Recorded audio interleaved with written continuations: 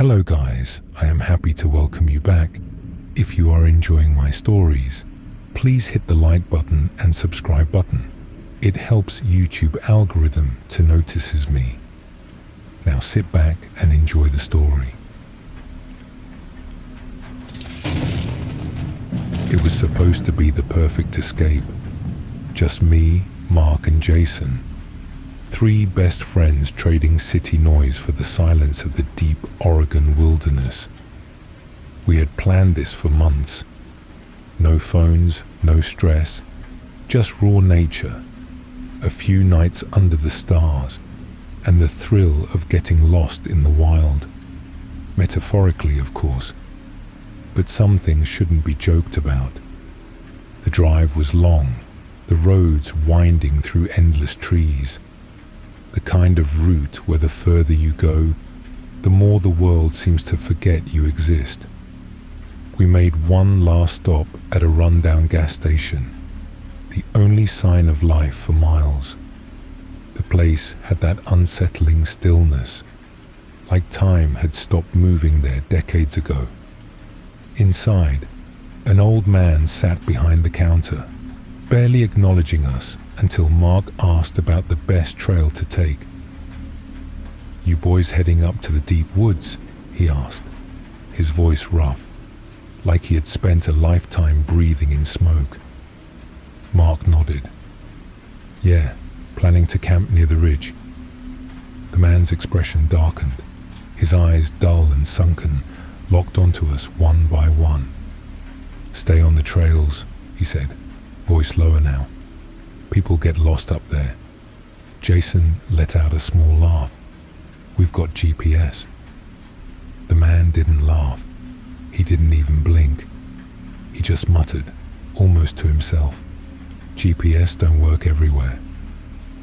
I felt a chill crawl up my back, but none of us wanted to be the guy who got spooked by an old-timer trying to tell campfire stories. We paid, left, and got back on the road. By the time we reached the trailhead, the sky had turned a perfect golden hue, sunlight filtering through towering pines. It was quiet, but in a peaceful way. We hiked for hours, cracking jokes, taking pictures, even stopping by a small stream to refill our bottles. It was exactly what we had wanted, freedom. But then Mark spotted it. "Hey," he called, pointing toward the trees. "Look at that." It was a narrow path, half hidden by overgrown bushes, cutting away from the main trail. It wasn't on our map. Jason frowned. "That's not part of the trail." Mark grinned. "That's what makes it interesting." I hesitated. Something about it felt off. The entrance to the path was framed by 2 large dead trees, their bark stripped away, leaving them pale and skeletal. The air around it felt heavier, like stepping closer made it harder to breathe. Jason sighed. "I don't know, man. We shouldn't..." But Mark was already walking ahead, and not wanting to be left behind, we followed. The second we stepped onto the path, the forest changed.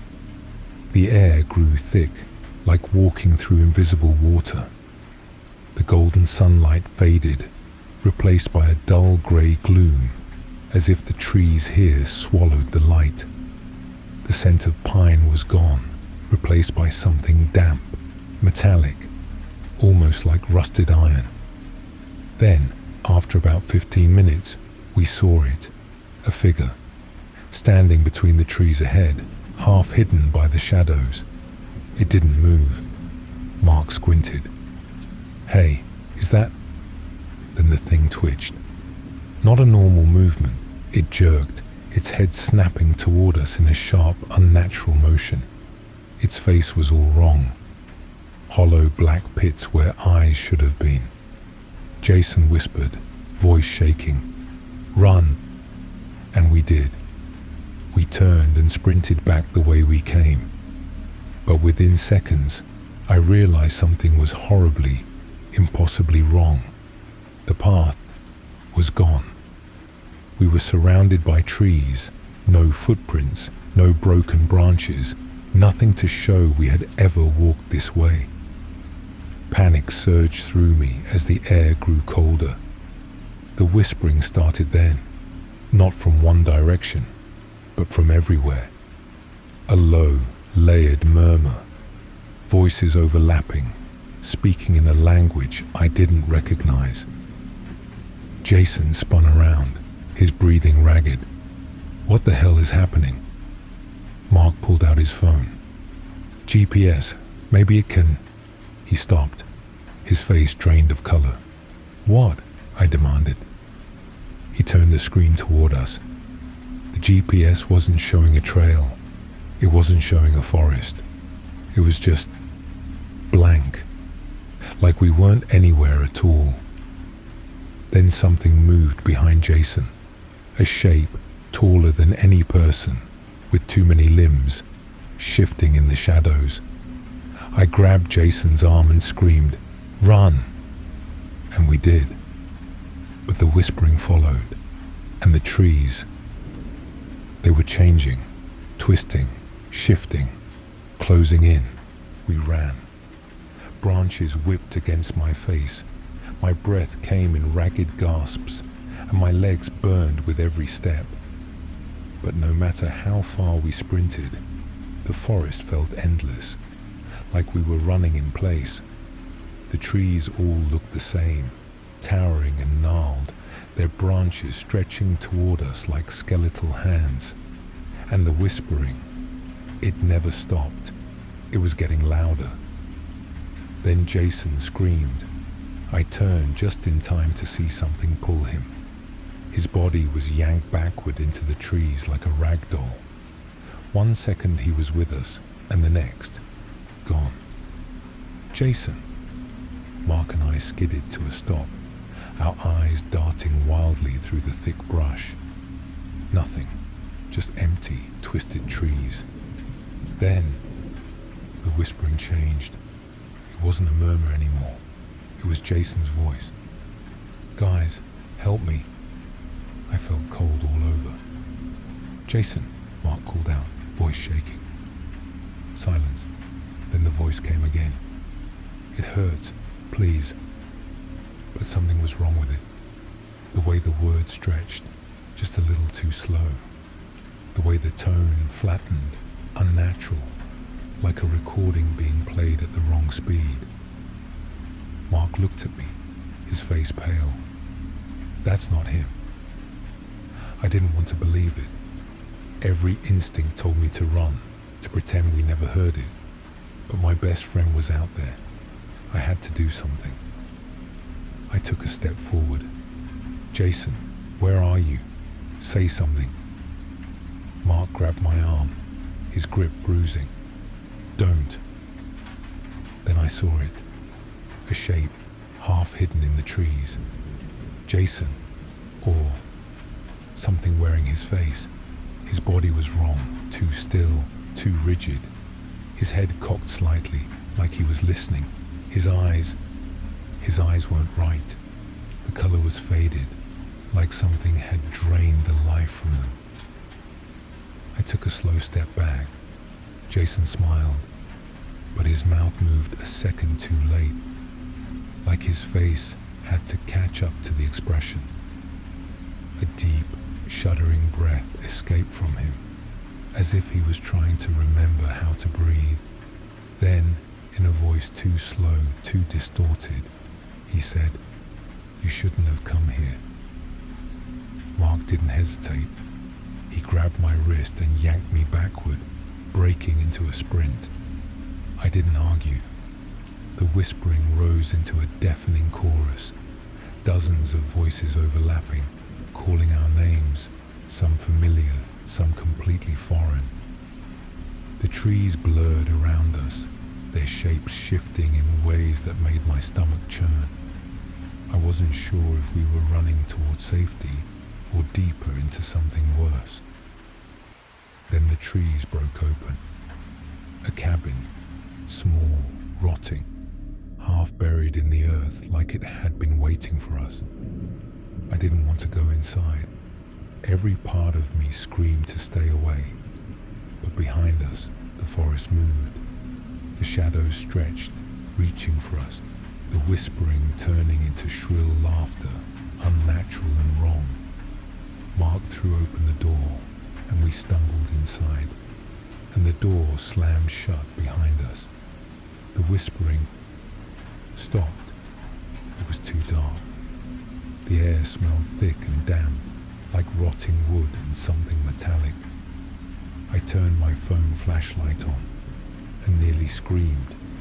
The walls were covered in carvings, dozens, maybe hundreds, of strange symbols scratched into the wood. Some looked fresh, others so old the wood beneath them had warped. Bones, small ones, were scattered across the floor. Then Mark made a choking noise. I turned. In the corner of the cabin, something sat hunched over. A figure. At first I thought it was a person, but then I noticed the way its limbs bent, too long, its fingers digging into the wood. It lifted its head. My stomach dropped.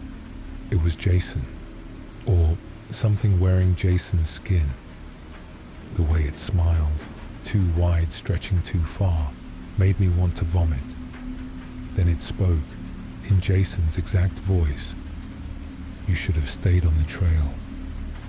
And then the pounding started. Something, many somethings were outside, slamming their fists against the cabin walls, trying to get in. The pounding on the cabin walls grew louder. Fists, hands, too many hands. Something was out there, many somethings. Mark and I pressed our backs against the far wall, our breath shallow. The thing in the corner, the thing wearing Jason's face, just sat there grinning. Its mouth was too wide, the skin stretched too thin, like something was struggling to fit inside it. Mark whispered, voice shaking, "That's not him." Jason, or whatever it was, tilted its head, its neck cracking as it moved. Then it spoke, but not just in Jason's voice. I heard my own voice, then Mark's, then a dozen others, overlapping, whispering, speaking things we never said. You shouldn't have come here. My stomach clenched. The pounding outside turned into scratching, deep nails on wood scraping that made my skin crawl. Mark lunged for the door, fumbling with the handle. Locked. I pulled at the window boards, my hands shaking. Nailed shut. We were trapped. Jason's thing slowly rose to its feet. Its joints popped as it moved. You don't belong here, he whispered in a voice that didn't sound human anymore. Mark grabbed a rusted fire poker from the floor and swung. The thing didn't even flinch. It just twitched, a sudden, unnatural jerk, before whispering, "But now you do." Then the lights went out. Total darkness. I couldn't see. I couldn't breathe. The whispers weren't just outside anymore. They were inside. I felt hands brush against my arms, my neck, my face. Too many fingers. Too cold. Too long. Grabbing. Pulling. Mark screamed. I reached out blindly, grabbing something solid. The door. I twisted the knob. It turned. I don't know how, but it turned. I shoved it open, the force knocking me onto the dirt outside. Mark followed, gasping, his eyes wide with terror. We ran. The whispering exploded behind us, but I didn't dare look back. We sprinted through the forest, the trees warping, shifting, the ground pulling at our feet like it was trying to swallow us whole. I saw movement in the trees, things watching us. Tall, thin figures with hollow faces, too many arms. Some were hanging from the branches, some were crawling, and they were laughing. A twisted, broken sound. Mark tripped. I grabbed his arm, yanking him forward, but he was staring at something behind us. I followed his gaze, and my blood turned ice cold. Jason, the real Jason, hanging from the branches above us. His mouth was open, but he wasn't screaming. He wasn't moving. His eyes were wide, blank, and behind him, the things in the trees. Their arms were stretching, twisting, pulling him deeper into the dark. His lips barely moved. Run. And then he was gone. Mark let out a sob. I grabbed his arm and dragged him forward. There was a light ahead, a break in the trees, the road. We burst through the tree line, nearly collapsing onto the cracked pavement. And then, silence. No whispering, no laughter. Just the empty road stretching into the distance. We looked back. The trees stood still, quiet, like nothing had ever happened. Mark's voice was hollow. We made it. But something inside me whispered, did we? And then my phone buzzed. I looked down. A message from Jason. You never left. I stared at the message. My fingers shook as I held the phone. You never left. My heart pounded. My hands felt numb. Mark saw my face. What? What is it? Wordlessly, I turned the screen toward him. His eyes widened. Number no, that's not. He grabbed his own phone, tapping furiously. I don't have service. How the hell did you get to... Then his phone buzzed. His face went pale. Slowly, he turned his screen toward me. It was the same message. You never left. The wind howled through the trees, a hollow, whispering sound that made my skin crawl. We have to go, Mark said. Now. We sprinted down the road, lungs burning. The only sound was our pounding footsteps against the cracked pavement. The gas station had to be close. It had to be. But the road stretched endlessly, twisting through the trees like a serpent. It felt wrong, like it was longer than before, like we were going in circles. Mark slowed to a stop, panting. This doesn't make sense. We should have... I looked up, and my stomach dropped. The cabin was in front of us, right in the middle of the road, exactly as we had left it. The door was still slightly open. The darkness inside waited. Mark shook his head violently. Number no, we left. We made it out. He turned to run the other way, but the road was gone. Just trees. Endless, twisted trees. I gripped my head, my breath coming in short, ragged gasps. This isn't real. This isn't... A sound cut me off. The door to the cabin, creaking open. And then Jason stepped out. But not Jason. His face was too smooth. His eyes were too black. His mouth stretched into that awful grin. And then, in my voice, he said, "You never left." Mark let out a broken sound, part sob, part scream, and bolted into the trees. I didn't even hesitate. I ran after him. The whispers started again, the trees shifting around us, the forest stretching, twisting. The ground gave way beneath me. I hit the dirt hard, my head slamming against something sharp, my vision blurred. I heard Mark scream my name. I tried to push myself up, but hands wrapped around my wrists. I gasped, kicking, thrashing. The forest was pulling me under. I saw Mark turn, his eyes wide with terror.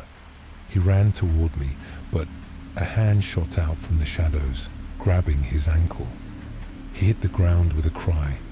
Then the whispers became laughter, shapes emerged from the trees. Dozens of them. Tall, thin figures with no faces. They moved unnaturally, jerking and twitching like broken puppets. They surrounded Mark. I heard him screaming.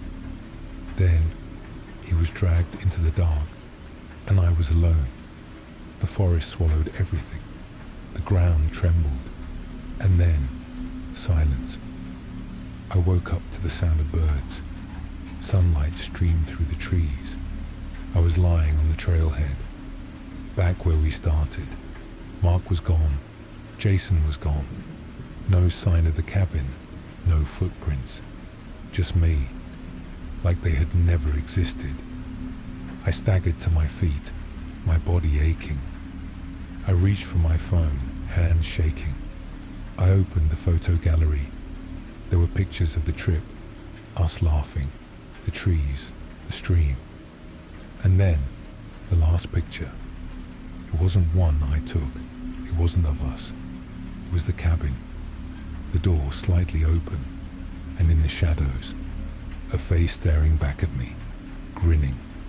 My own face, smiling too wide. Then, my phone screen glitched, and the last message appeared again. You never left. And this time, I believed it. So here was today's story. I hope you enjoyed your stay. Please make sure to like, share and subscribe my video. That helps my video to be discovered by more people like you. See you at next terrifying story. Thanks for watching.